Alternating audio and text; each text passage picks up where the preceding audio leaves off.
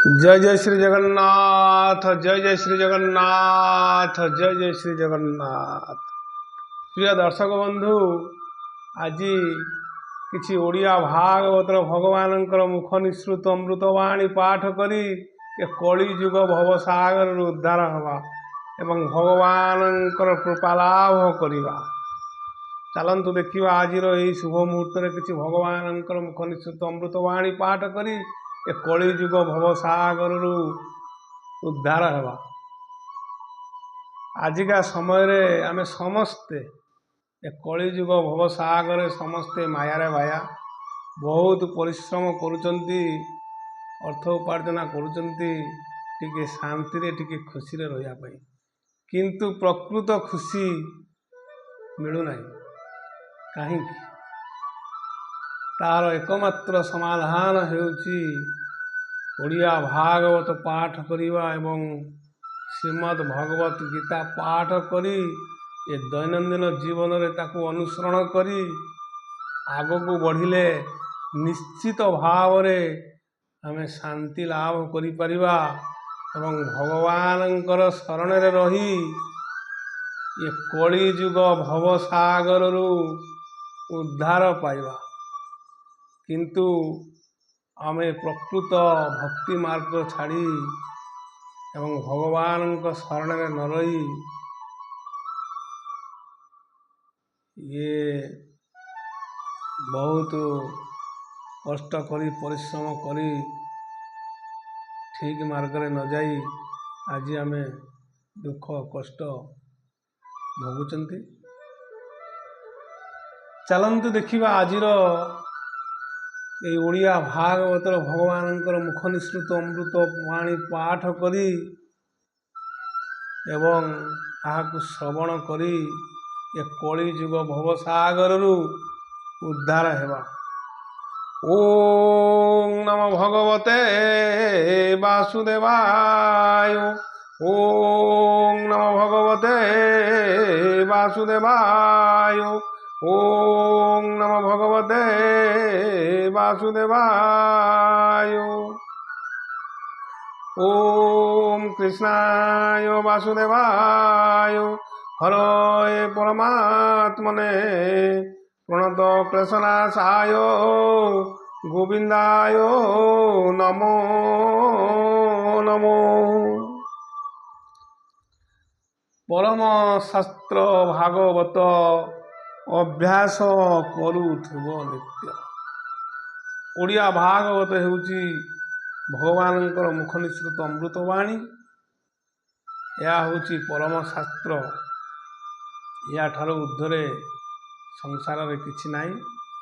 तेणुकरी आमे समस्ते भक्तिर सहित श्रद्धार सहित जदि प्रतिदिन पाठ करती ताहले निश्चित भाव भगवत कृपा लाभ हेबो एवं भगवानंकर कृपा लाभ पाइबा एवं ए कली जुग भवसागर रु उद्धार हेबा।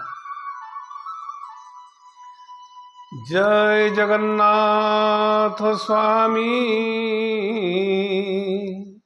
नयन पथगामी भव तुमे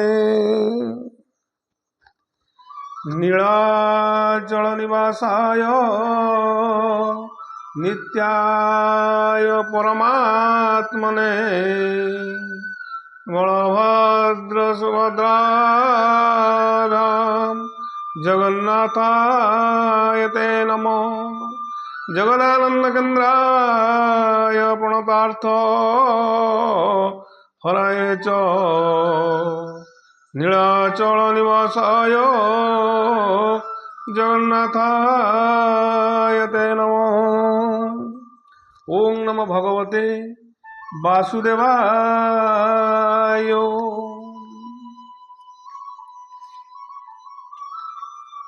हे चकानयन नीलाद्रौ शंख मध्ये शतदल कमले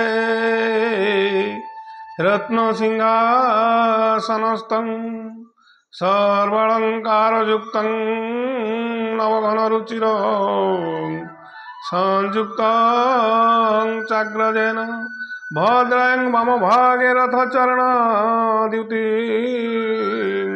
ब्रह्मरुद्रेन्द्रसव्यं वेदानसारविसंशोधन परिवृत ब्रह्मदारु स्मरामि ब्रह्मदारु स्मरामि। ओम नमो भगवते वासुदेवाय। नारायणं नमस्कृत्य नरं चैव नरोत्तमं देवीं सरस्वतीं व्यासं ततो जयमुदीरयते। मूकं करोति वाचालं पङ्गुं लङ्घयते गिरिं यत्कृपातमहं वन्दे परमानंद मानवं। प्रिय दर्शक बंधु, आज ये ओडिया भागवतर अष्टम स्कंध सप्तम अध्याय पाठ करिबा एवं यह प्रतिदिन श्रद्धार सहित भक्तिर सहित पाठ करंतु एवं श्रवण करंतु एवं आपण माने निज निजर परिवार अन्य सदस्य माननकु प्रतिदिन ओडिया भागवत पाठ करिया पई हुंतु एवं भगवत कृपा लाभ करंतु। चलंतु देखिबा आज अष्टम स्कंदर सप्तदश अध्याय श्री शुक उवास पाठ करिबा। ओम नमो भगवते वासुदेवाय।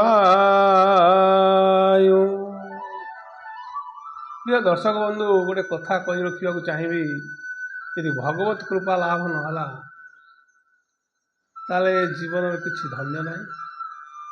एवं ओडिया भागवत पाठ करने निजर श्रद्धा एवं भक्ति नित्यंत आवश्यक। यह नथिले आम जेते चेष्टा कले आम पढ़ी पारिबा नहीं एवं कृपा लाभ करें। तेणुक भक्तिर सहित श्रद्धार सहित प्रतिदिन ओडिया भागवत पाठ करी भगवत कृपा लाभ करंतु, भगवान आशीर्वाद लाभ करंतु एवं कली जुग भव सागर उद्धार पांतु। चलंतु देखिबा आज यही शुभ मुहूर्त ओडिया भागवत किसी भगवान मुख निसृत अमृतवाणी पाठ करिबा। अष्टम स्कंद सप्तदश अध्याय श्री शुक उवाच। ओम नमो भगवते वासुदेवाय। श्री शुक उवाच। शुण अभिमन्यु नंदन केमंते जन्मिले बावन से हरि प्रय व्रत फले जन्मिले अवनी मंडले तार चरित शुण एबे जेमंते बलिर प्रस्तावे ब्रह्मार श्रुति शुणी तो से हरि परम पुरुषे अमृत भय से शरीर अमृत भव जे शरीर हेले बावन अवतार गमन उदे दिवाकर बामन उदरु बाहर आदिति गर्भ भूमि गते बामन देखिला अग्रते नील निरध तनु वर्ण प्रकाश कमल लोचन। ओम भगवते वासुदेवाय। आजानु लंबे भुजुचारी शंख कमल गदाधरी पीतवसन कटी माझे तड़ित नील मेघ साजे रत्नकुंडल श्रुति जुगे श्रीवत्स चिन्ह हृदभागे कंठे लंबई बनमाल सुंदर ओळका कपाळ।